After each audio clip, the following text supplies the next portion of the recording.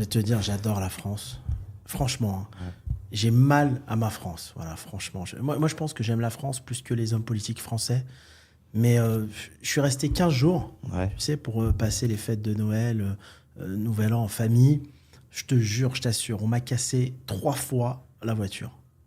Une fois la vitre à Cannes, une fois à Lyon, et une fois je me fais voler mon sac dans une station essence proche Paris. Je venais du Luxembourg. Dingue. Qu'est-ce qui s'est passé? Mais non, mais je t'assure, je me fais voler le sac. Heureusement, pendant que je mettais de l'essence, tu sais, j'étais pensif.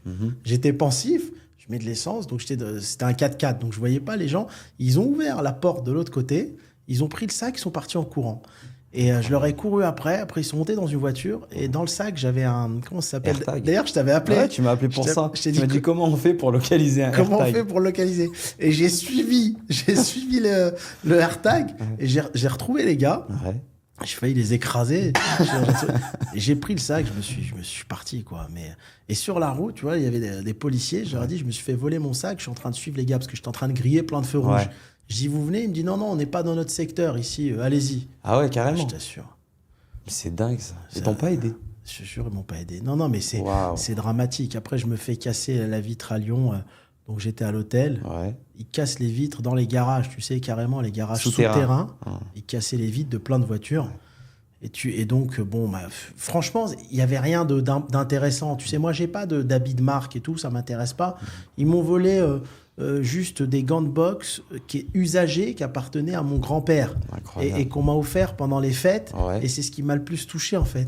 Et je me disais, tu sais, quand j'étais au commissariat, je me dis, tu vois, mais pourquoi ils font pas un site? Tu vois, je donne une idée. Pour les voleurs, un site. Les amis. Non, mais je t'assure, parce que quand tu te fais voler des choses, souvent, c'est de l'affectif. C'est pas des choses de valeur. Mais toi, c'est des choses qui, pour toi, ont de la valeur. Tu leur dis, mettez-le dans le site, je rachète ce que je me suis fait voler. Non, mais je t'assure. Moi, tu vois, les gants de boxe, j'aurais pu les racheter 1 000 €. Incroyable. Alors que les types qui les ont volés, ils vont les jeter dans un caniveau. Et alors après, le lendemain, je reçois un coup de fil.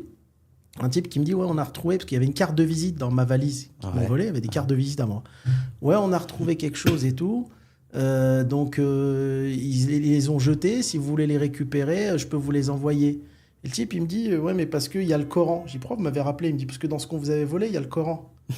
Il me dit, donc, ça nous embête, on a volé à des musulmans. Mais je t'assure que c'est vrai. Mais je dis au mec que tu voles à des Français, à des Juifs ou à des musulmans, tu voles. Qu'est-ce que tu me racontes? C'est dingue. Hein. Il t'a rappelé juste parce qu'il y avait le Coran. Ouais, il m'a rappelé pour me les rendre. C'est des ouf. Et donc, je suis allé au commissariat. Et là, je regardais, je me dis, mais les flics qui passent les journées à prendre des plaintes, mais je dis, c'est quoi ce système qui tourne en rond, en fait? En fait, tu as des policiers qui sont payés par les impôts à passer leur journée à prendre des plaintes. Pour faire, dans certains cas, des enquêtes qui aboutissent ou pas. Donc, il faut payer les enquêteurs. Pour ensuite, éventuellement, trouver le voleur qui fait, on appelle ça quoi, du vol à la roulette, c'est ça? Pour le déférer devant un juge qui est payé... À la sauvette, non? Ouais, à la roulette ou à la sauvette, je ne sais plus. Pour déférer devant un juge qui, lui aussi, est payé par les impôts. C'est ça, hein? Pour que le voleur sorte du tribunal dans la journée. Donc c'est un cercle en fait qui tourne en rond dans le vide. En fait, les impôts ils servent à payer plein de personnes là-dedans, mais ça sert à rien au final.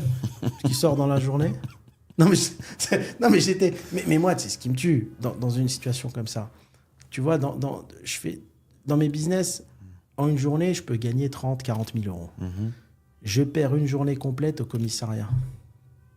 C'est ça qui me tue. C'est que je crée pas de la richesse. Exactement. Je suis au commissariat en train de porter plainte parce qu'il faut que ça soit celui qui s'est fait voler qui aille. Tu perds 4-5 heures entre la déposition, la file d'attente. Et ça aboutit à rien. Ça aboutit à rien. Mais je t'assure que cette idée devrait le faire parce que tu as plein de gens, tu verras autour de toi, tout le monde se fait voler. Moi, j'ai plein de personnes sur moi, ils se sont fait casser la voiture, on leur vole des objets qui ont de la valeur sentimentale et ils devraient faire un site. Souvent, les voleurs, ils remettent dans le bon coin. Mais tu n'as pas le temps de chercher dans le bon coin. Il faudrait une application, je te revends ce que je t'ai volé. Je t'assure, mais de toute façon, il s'en fout le voleur, puisque de toute façon, l'État fait rien. Ouais, mais je veux dire, il peut être retracé si le mec il met son annonce. Non, mais même il est retracé, il va nulle part. Le voleur, il va avoir peur de...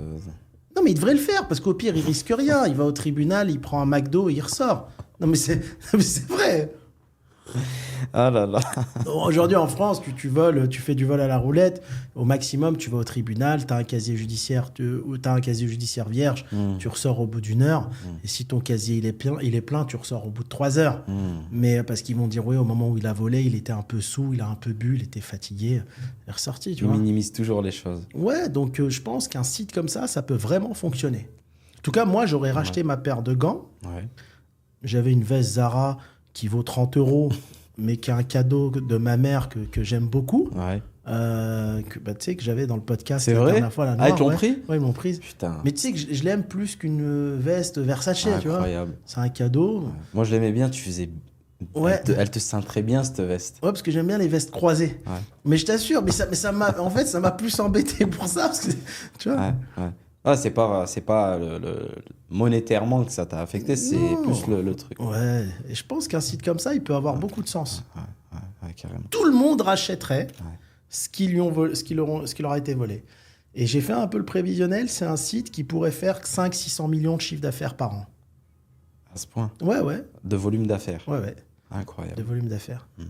Moi, ça me tue parce que ici, je me suis même pas fait voler. J'étais à Oujda il y a quelques années et j'ouvre ma voiture et mon portefeuille il tombe, tu vois. Il tombe par terre. Je vais faire des courses, je reviens, j'oublie, je rentre chez moi, je perds mon portefeuille. Je me dis putain, je l'ai fait tomber au parking de la gare parce que j'étais dans une gare. 3 jours après, je reçois un appel de la pizzeria qui me dit oui, tiens, oui, il y a quelqu'un qui a essayé de t'appeler du Maroc. Tiens, son numéro, il t'a dit rappelle-le.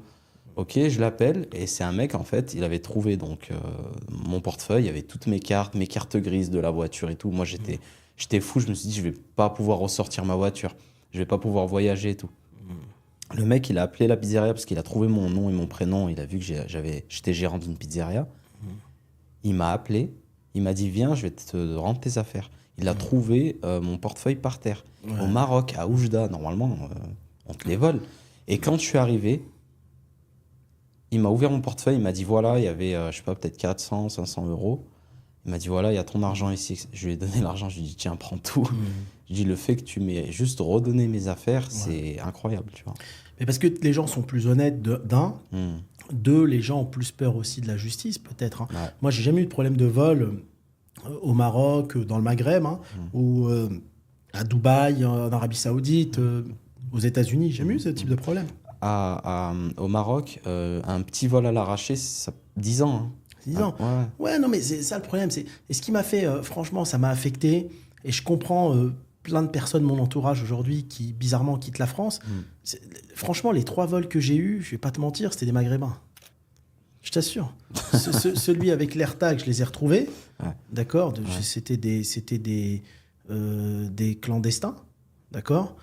Celui de Cannes, je l'ai retrouvé, pareil, c'est un Maghrébin. Et Lyon, pareil, parce que celui qui m'a appelé, c'est un Maghrébin et ça a été jeté dans un quartier de Lyon. Mais il y a un moment... Mais Maghrébins d'où du Maghreb ou des personnes qui sont nées en France? Les deux. Les deux, hein. Ouais. Ça, c'est incroyable.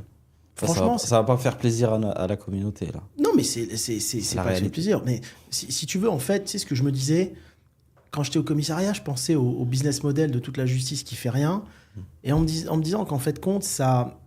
En fait, si tu veux, ces gens-là, c'est ceux-là qui créent le racisme que toute la communauté qui travaille et qui se lève tôt, parce que la majorité des immigrés, ils travaillent, ils se lèvent tôt, ils créent de la richesse, mais à cause de cette minorité qui fait n'importe quoi, c'est nous qui en payons le prix. Tu comprends ce que je veux dire? Et c'est ça qui fait monter l'extrême droite, etc. Et je comprends les Français aussi qui votent extrême droite. Je les comprends. Tu vois, moi, je suis comme toi, je suis d'origine maghrébine. Tu te fais voler 3 fois par des Maghrébins. Donc après, on ne parle pas du vol à haut niveau, à l'État, etc. Bien sûr que tu as des Blancs, des Français qui sont des grands escrocs. Moi, je te parle juste des petits vols comme ça à l'arraché. Tu comprends? Et derrière, tu as plein de personnes de notre communauté qui quittent la France parce qu'ils te disent qu'il y a trop d'étrangers. T'imagines, c'est un truc de dingue. Des fois, je parle avec mon entourage qui sont d'origine maghrébine, qui quittent la France, parce qu'ils me disent, Hakim, il y a trop d'étrangers en France. Mais je dis, qu'est-ce que tu me racontes? Comment ça? Il me dit, si, mais je dis, il y a trop d'étrangers partout. Il me dit, non, dans les autres pays, c'est pas les mêmes. Il dit, par exemple, je vais au Canada, parce qu'au Canada, il va te dire, c'est une immigration choisie, donc c'est un peu plus safe. Ou alors, je vais à Dubaï.